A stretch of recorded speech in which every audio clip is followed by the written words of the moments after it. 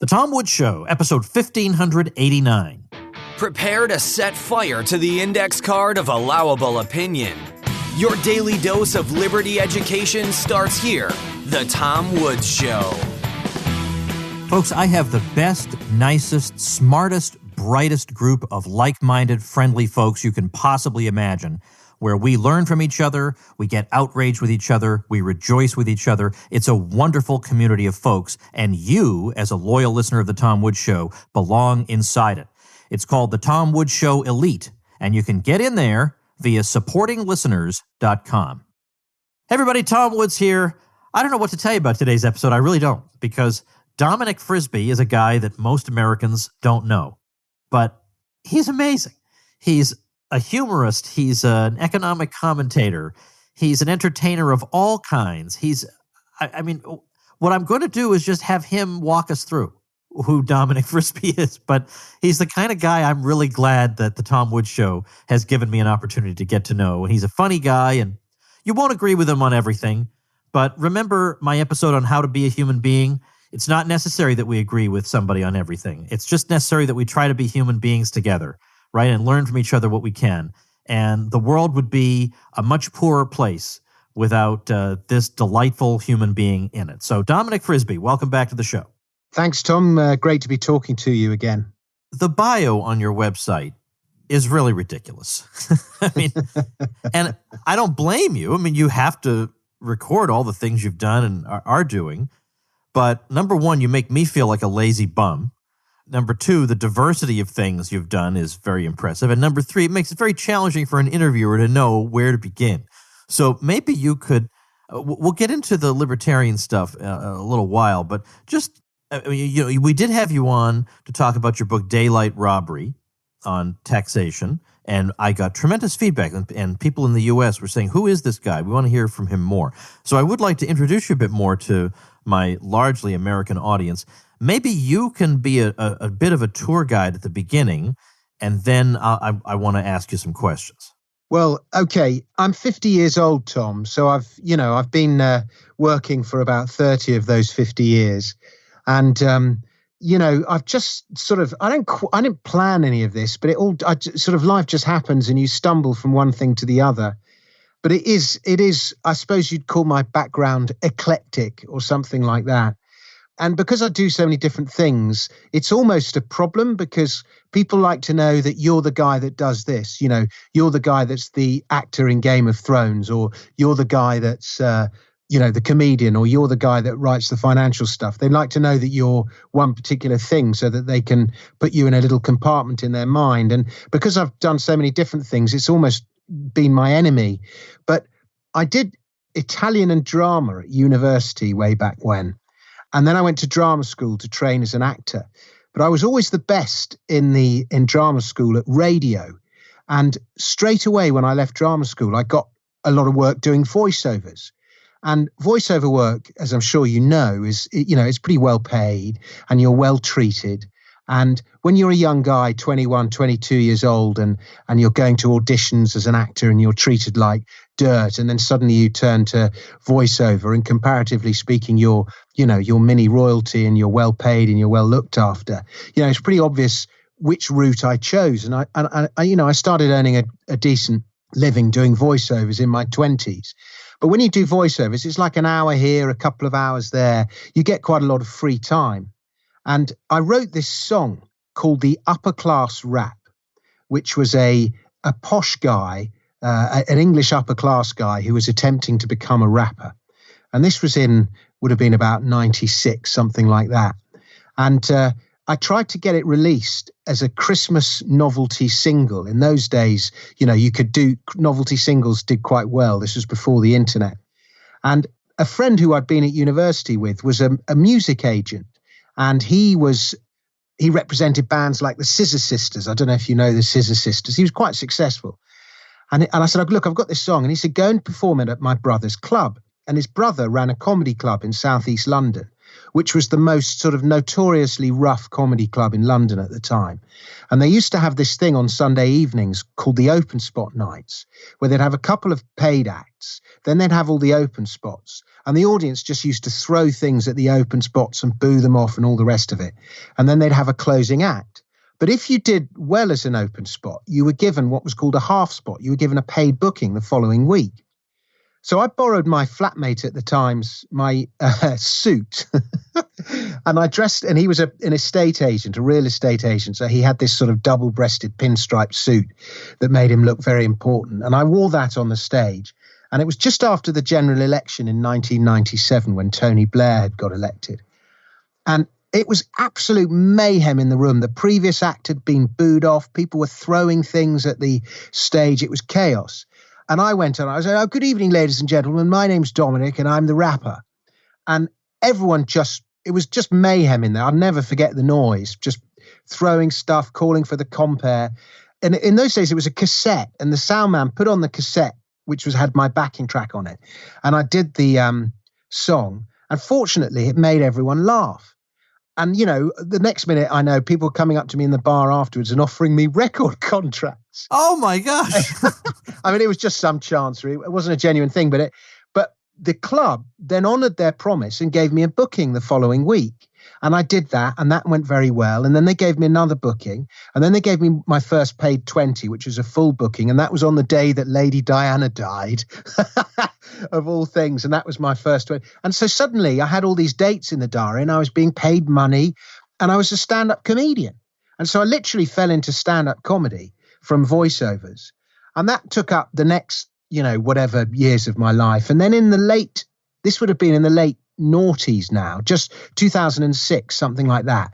I'd made a bit of money and I wanted to invest it. And I started listening to all these people on the internet. I started talking to all these fund managers, and they all wanted to take their 2-3%. I didn't entirely trust them. And I started reading the internet, and I started reading about gold.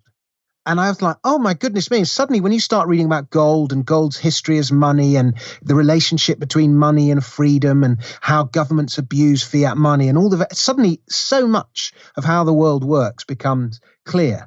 And so I started investing in gold with a certain amount of success because, it was in a big bull market at the time. And that's when I suddenly realized I'm a libertarian. I had no idea I was a libertarian, but suddenly, because I was always confused by politics, people would sort of shout at you if you didn't agree with left-wing stuff at university. And so I sort of went along generally with the left-wing thing, but was never that interested in it. And then suddenly, as a result of gold and its history as money, as I say, I realized I was a libertarian. And there were all these really interesting people on the internet talking, James Turk and Jim Rogers and various others. James Dines was a guy. And I thought, I really want to talk to these people. How do I get to talk to these people? So I used my audio background again, and I started a podcast. And of course, all these people everyone's promoting their own brand, and they were all happy to come on the podcast and talk to me. And as I'm sure you know this, Tom, from your own experience, the best way to get to know somebody quickly is to interview them, because it's like a distilled conversation. You get to know somebody really quickly. And so I started interviewing James Turk and Jim Rogers and various others. And suddenly I was sort of mates with all these guys. And one lady I interviewed was a woman called Merrin Somerset Webb, who runs a magazine, she was the editor of a magazine in the UK called Money Week. Incredibly bright woman. And the thing about Money Week, it's the best-selling UK weekly financial publication, is she said, oh, we need people like you to come and write for us, because most people who write about finance are boring. Will you come and write for us? This is ridiculous. Said, yes, this story is ridiculous. Yeah. And so, but then suddenly I'm a financial writer. And so I'm a comedian, and I must be the world's only comedian and financial writer who does voiceovers. But, one thing just fell into another. And then Bitcoin came along. So I thought, I'll write a book about that. And then this guy came to me and said, I've written this film called Four Horsemen, and I think it's really good, but it's just a mess. I need someone to rewrite it. So I went and wrote this film called Four Horsemen, which is a huge kind of internet sensation. And it got like 10 million views on the internet, all about the financial crisis. Nobody who worked on that film, which, by the way, was calling for economic reform, got paid. But anyway, that's by the by. But so you know what life is like, Tom. Everyone talks about government planning, but stuff just happens, and you just got to kind of roll with it. That is a heck of a story. All right, so now we have a million things we want to talk about. But one of them actually is more recent even than anything we've gotten to in the story. And that is your position on Brexit.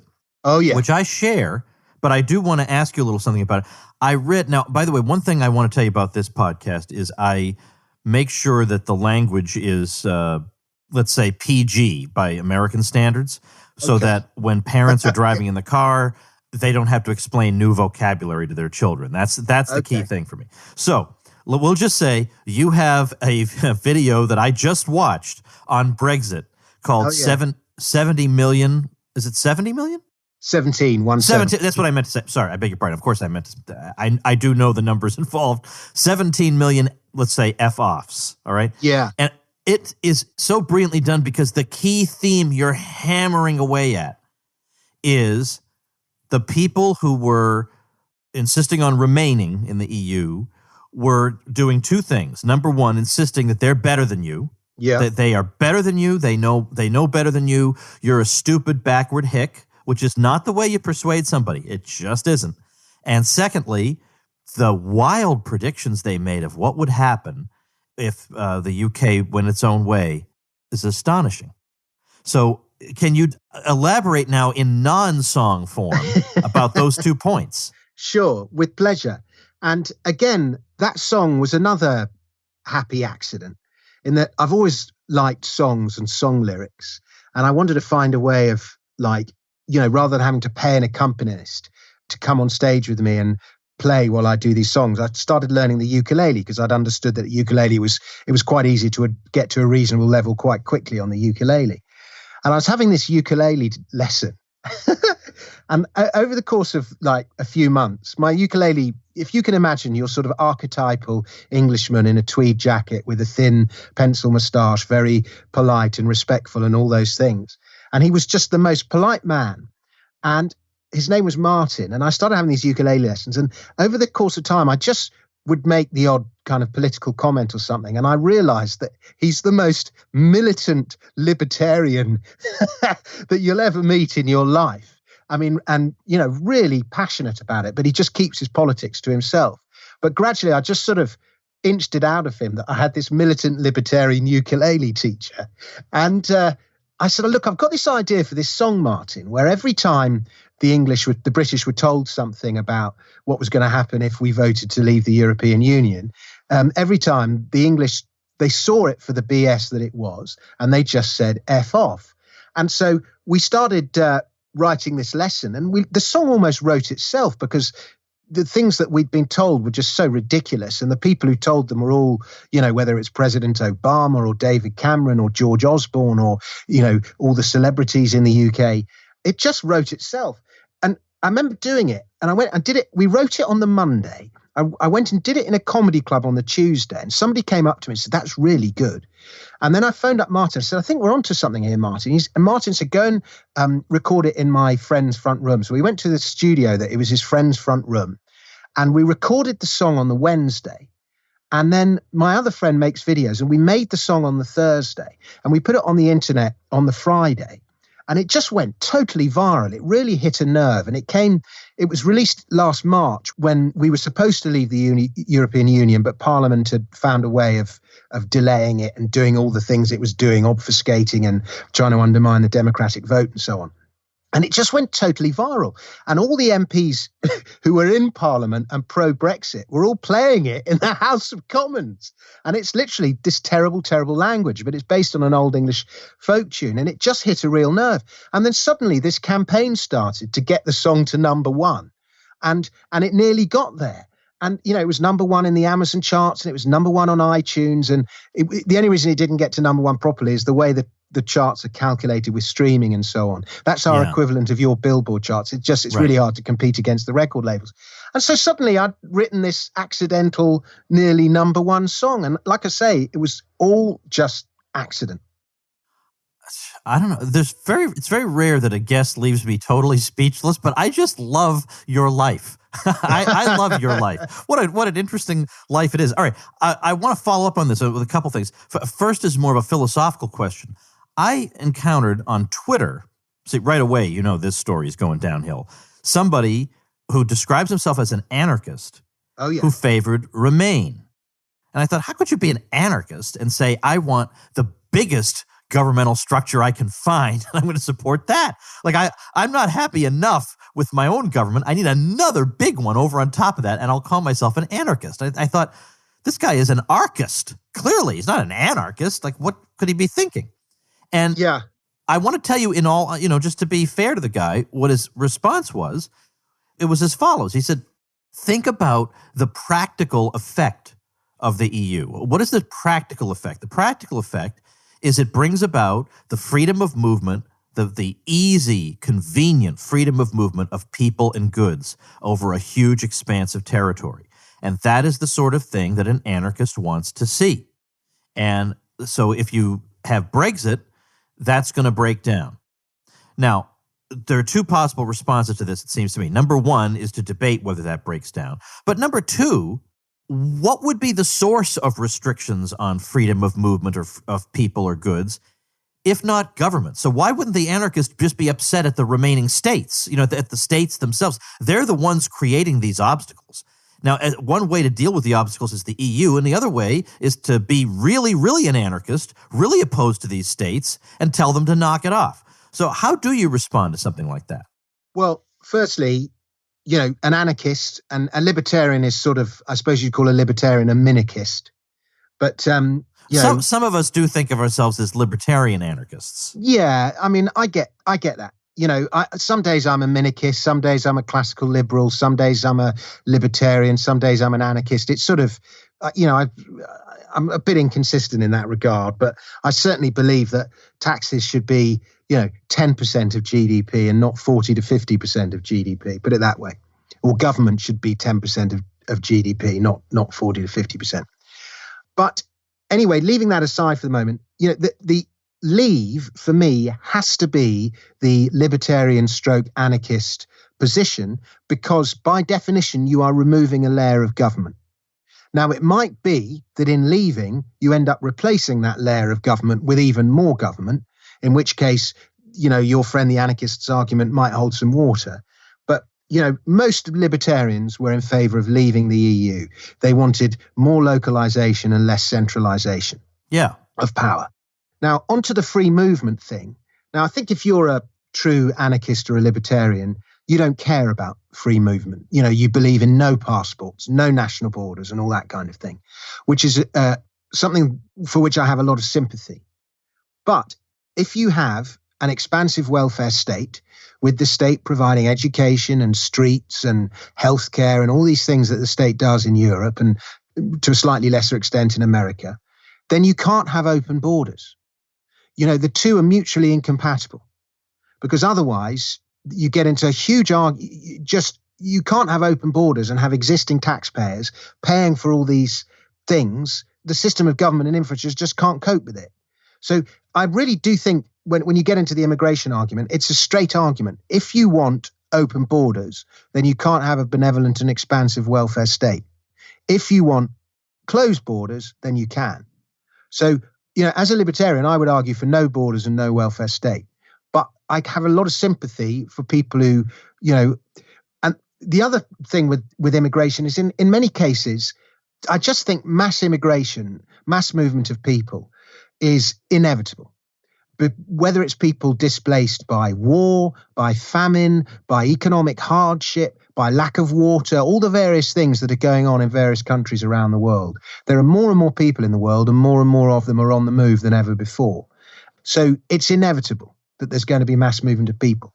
But I also have a lot of sympathy for the conservative argument that national culture, if you take a look at London, for example, the capital of England, white people are now the minority in London. Then they're no longer the majority. And, if you think of the archetypical Londoner as a Cockney, which is the white bloke, called blimey governor, all white son, talks like that, would be born. And the idea of a Cockney is that they're born within the sound of Bow bells. Now, that's Bow Cathedral in the East End of London. And that's normally about, the sound of Bow bells is about a mile around Bow. And that is where the Cockney, the archetypal Londoner, comes from. Now, if you go to Bow now, it's a predominantly Asian area, particularly Muslim. And so now the idea that a Muslim is the typical Cockney it just isn't.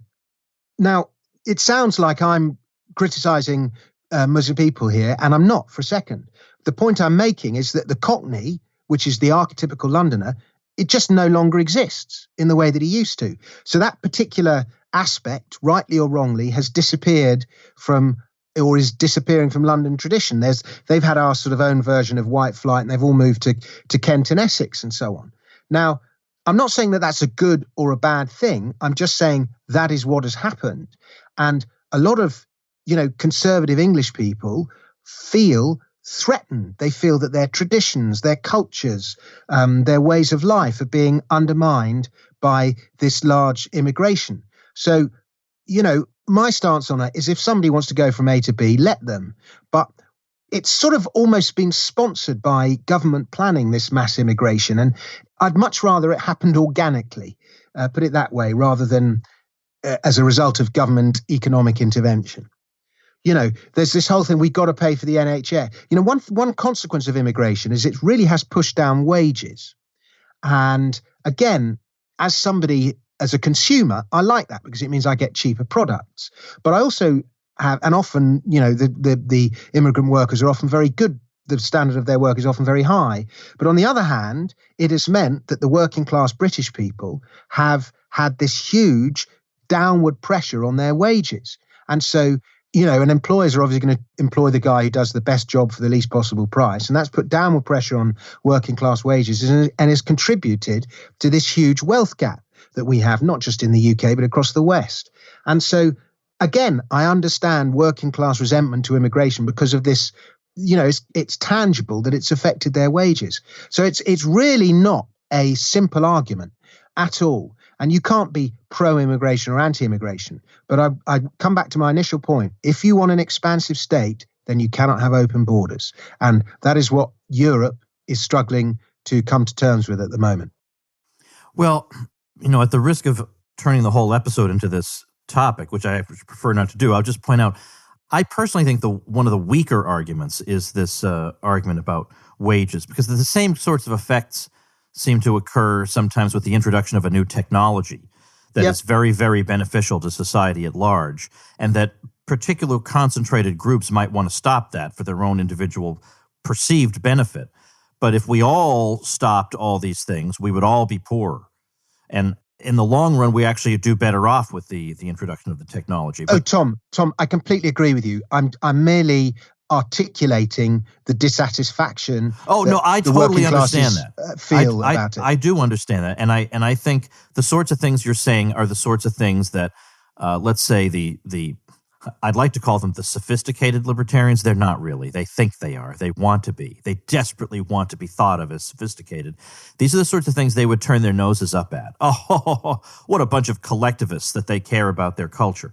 But I have a feeling if it were, let's say, indigenous peoples who were being put upon by outside invaders, let's say, and I know the word invaders is loaded, but if it were indigenous people and there were people who wanted to come live with them, well, this would be viewed as totally different. Well, no, leave them alone. Well, hold on a minute. I thought it was an unambiguously good thing for this to happen. Or as somebody gave the example recently on the program, if the Sioux Indians suddenly had, let's say, 1,000 people from Switzerland show up and say, hey, everybody, we're going to be Sioux Indians like you. I mean, only an adult would think that made any sense. Like, surely these are a people and they have some kind of common history, and it's not collectivist or stupid or backward or ignorant for them to think maybe it's something worth preserving. It's the same way that, all non-whites feel this way. The Japanese feel this way. I don't think it's fair to say every Japanese person is evil and racist because they have a fairly small amount of immigration. You would have to be extremely closed-minded and backward yourself to speak that way about the people of the world, it seems to me. Yeah, I have to say, on Japan, I was there last year for the first time in my life, and it is a great country. It is just great. And I really it's got this weird mix of at times you think you're 30, 40, 50 years in the future, and then times you think you're like 200 years in the past. And, their immigration policy, again, you can say it's worked for them because it's conserved a lot of their traditions. And you can say, oh, look at Japan, it's not diverse. There's no diversity in Japan. I mean, I'm kind of sick of the diversity argument anyway, but you can make both criticisms about it, but they've made that choice. And by the way, when I said about London, Bow being largely Muslim, that's inaccurate. It's I would say it's African and Asian rather than Caucasian. But so, I mean, it's a two-edged sword. It's a two-edged sword. But for sure, Europe has never seen, and particularly Britain has never seen immigration on the scale that we've seen it in the last 25 years. And I'm not saying I agree with it, but I'm saying I can understand why a lot of local people feel threatened by it and don't like it and want something done about it. And the problem is no leader worth his salt will do anything about it, because the other side of the argument just immediately smear them as racist. And nobody wants to be called racist. You cannot even have a conversation. Yeah, so that. I mean, I'm amazed we've even got as far as we have in this conversation. Yeah, it's ridiculous. It's like a reign of terror. You're asking totally reasonable questions. You're making reasonable points. The other side, I think, on this often speaks in platitudes. Now, there are some smart people who've done some interesting research on immigration, and I respect those people. And sometimes they make me consider new arguments, and that's all to the good. But that's very rare, because we all know that in our society, the easiest way to win is just to hurl a career-destroying smear at somebody. Now, the beautiful thing about what you and I do is we've built our own platforms. They can say anything they want to about us. I still have my own platform, so, yeah. Sucker, sucks to be you, YouTube, right? Or someone takes it away from you. But but that's why I don't depend on YouTube in any way. They take YouTube away from me, it does not matter. I mean, I would be shocked if they thought I was worth taking down. I just don't see that happening. But I do want to ask you related, because this all came out of our Brexit conversation. Yeah. I want to go from that to the idea of doing stand-up comedy that has a political angle to it. Now, I don't know that all your stand-up comedy does, but obviously if you played that song at a comedy club, you're willing to be politically edgy. Now, in the United States, it's very difficult to be political and a comedian these days, unless you're anti-Trump and then everybody laughs. But it's so predictable. I mean, part of what makes comedy is that part of what makes the human being laugh is incongruity. Right? And it's the unexpected. But I already know the comedian doesn't like Trump, so that makes it not as funny. But if you try to be pro-Trump, they basically, murder you and you're never heard from again. But I would think Brexit, it seems to me, was fought out almost as passionately as Trump versus anti-Trump. How do you take that to a comedy club? Well, Brexit is our Trump, it is our populist revolt. If Trump's your populist revolt, Brexit is ours. And it's quite interesting, because when I would go and do financial talks and I'd ask the people how they're going to vote in the Brexit referendum, it would usually be about 70-80% were in favour of Brexit. When I go to comedy clubs, it was the reverse. It was the audiences are 80% Remain, probably even more. Depends where you are in the country, of course, but I'm talking about in London.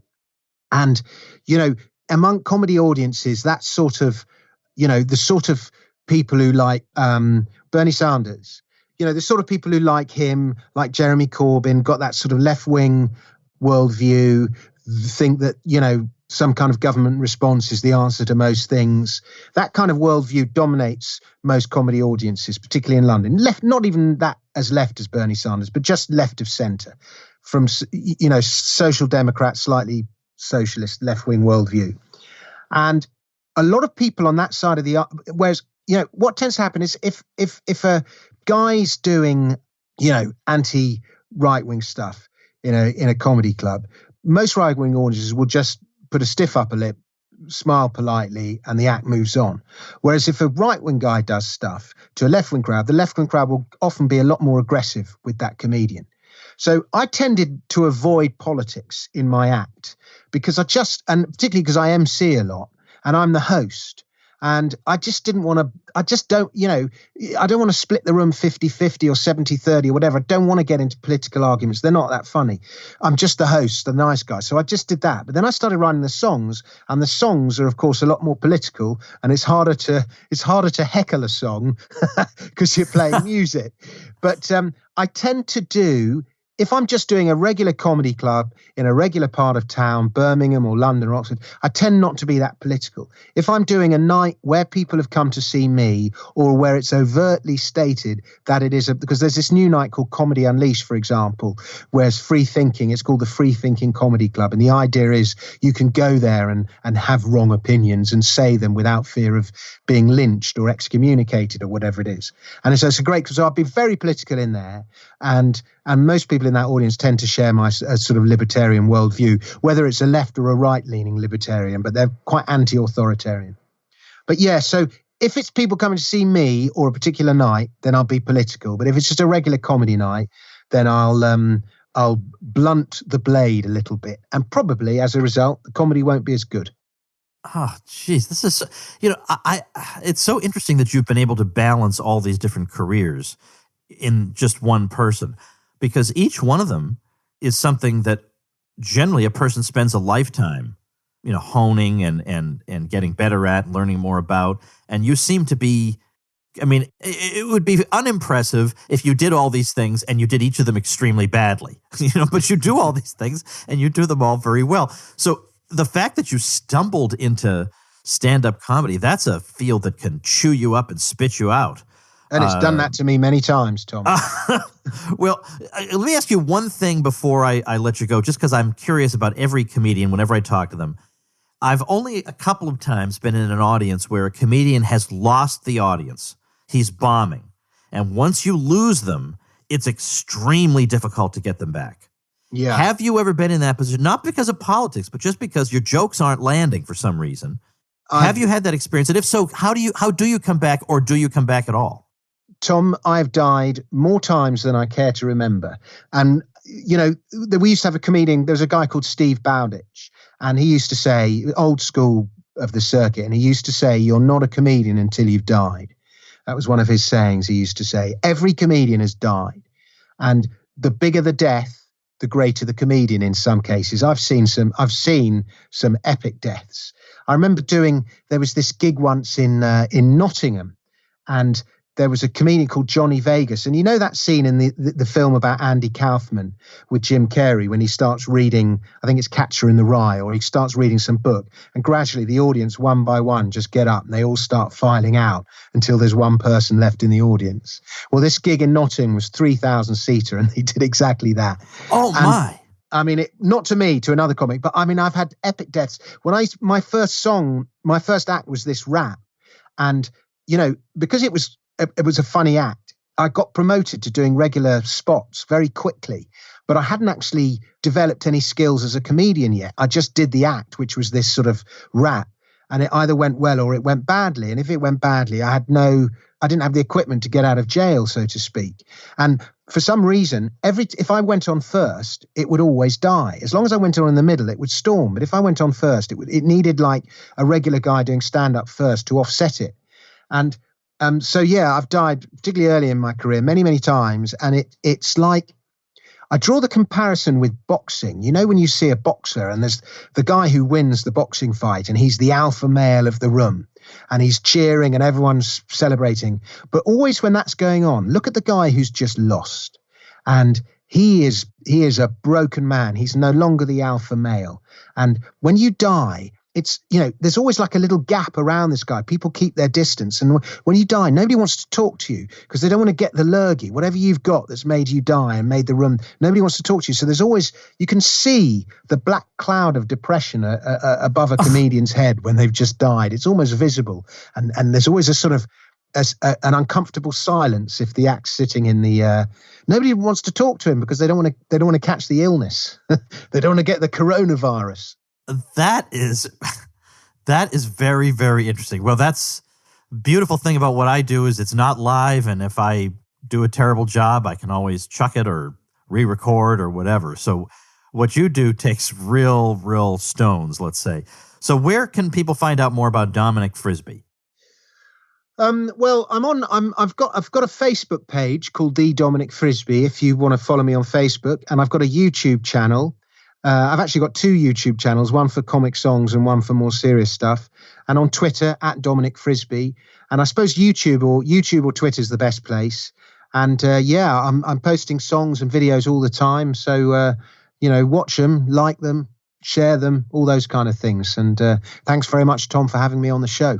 My pleasure. Is it easy for me to find the Upper Class Rap, by the way? Do you know what? I did it in the 1990s, and I always regard the year 2000 as the beginning of the internet. Right, where everything you want is going to be there. Yeah, it just sort of, the internet began in 2000, and I did the act 97, 98.